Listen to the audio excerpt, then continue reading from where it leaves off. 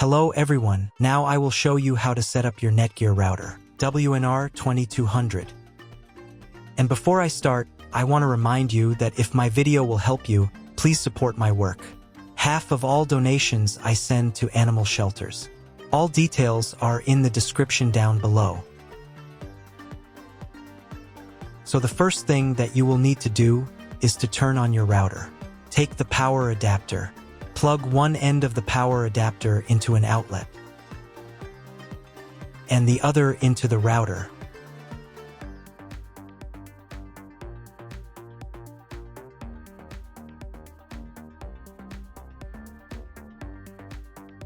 Then press the power button.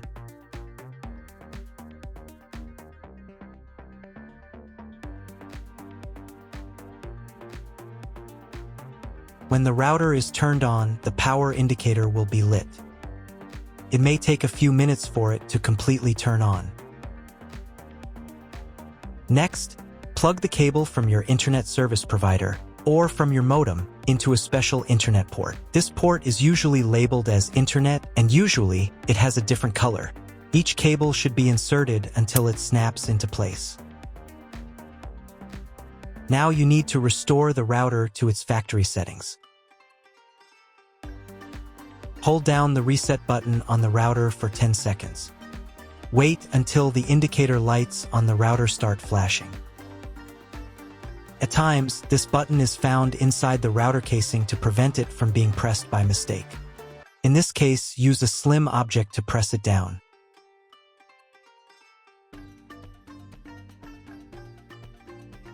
The router will restart, and the settings will go back to their original factory defaults.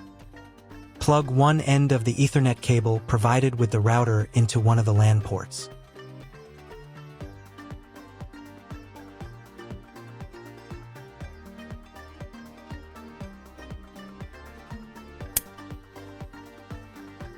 And plug the other end of the cable into your computer's Ethernet port.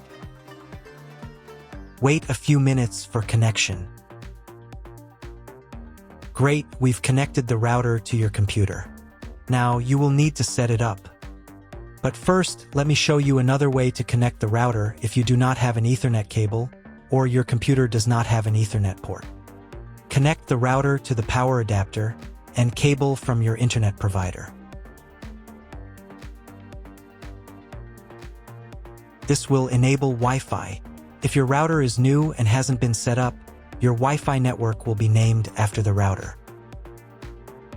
Your router has a unique Wi-Fi network name and password printed on a sticker.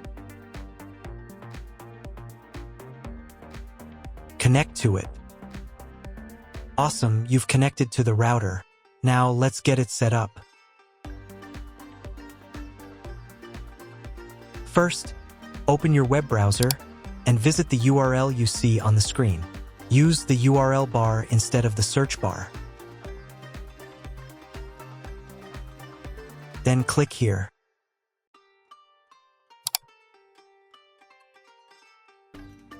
Read NETGEAR terms and conditions and click I agree button. Now you must select No, I want to configure the internet connection myself. And click Next button. And then click OK.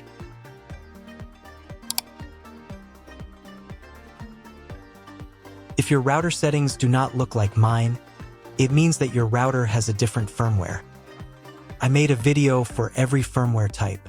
You can find all the links in the description down below. So the first thing you need to do is set up a new password. The admin password is used to log in to your router's web interface. Pay attention to the password requirements. Write your new password in the first field and duplicate it in the second field. Then select 2 security questions and write answers for them. You need them just in case you need to reset the admin password in the future.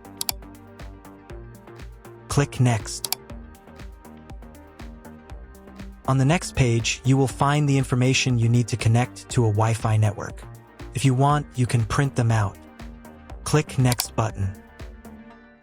If the router has not been updated for a long time, The next page may automatically start the firmware update process. I recommend updating the firmware if a newer version is available. It will take about 3 minutes for firmware update. Please do not turn off the power or press the reset button. If the new firmware is not available, just click OK. Then you will be redirected to the NETGEAR's website, where you can register your router. If you want to, you can do it. I'm not going to do that, so I'm just going to close this window. Log in to the router's web interface again if you were logged out of it. Enter the standard username admin and password that you created a few minutes ago. Press Sign In button. In the top right corner, you can change the language of the router's website interface.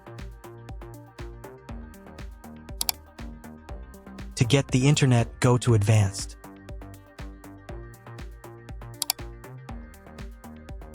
Setup Wizard. Press No, I want to configure the router myself. Then press Next button. On the next page, select the internet settings. In most cases, there are two options: connection with and without a login. Almost always, your internet connection will not require a login. All the information you need is in your internet provider's contract. If your internet connection does not require login or you do not know whether it does, select No. Leave account name and domain name unchanged.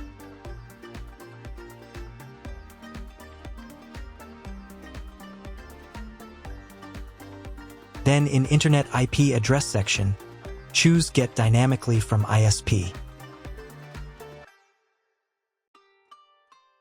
In the DNS section, select Get Automatically from ISP as well. If your internet service provider only allows access to a specific MAC address, you must copy the MAC address of the main computer. If you are unsure of these settings, choose Use Default MAC Address. Check again that your settings are the same as mine. And click Apply. In most cases, it is not necessary to clone the MAC address. But if you can't get the internet connection after quick setup, later in the video I will show you how to clone MAC address. Now you need to reboot the router. Go to Advanced. Advanced Home. Click on the Reboot button. And click OK. After the reboot, wait a few minutes and try to Google something. If it doesn't work, check all the cables. They must be connected correctly. Then log into the router control panel again.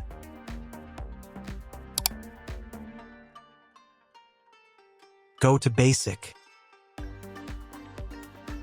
Internet,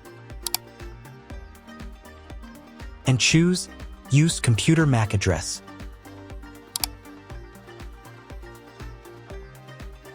Click Apply button.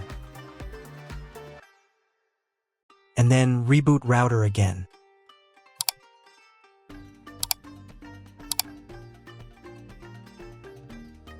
After a few minutes, check your internet connection.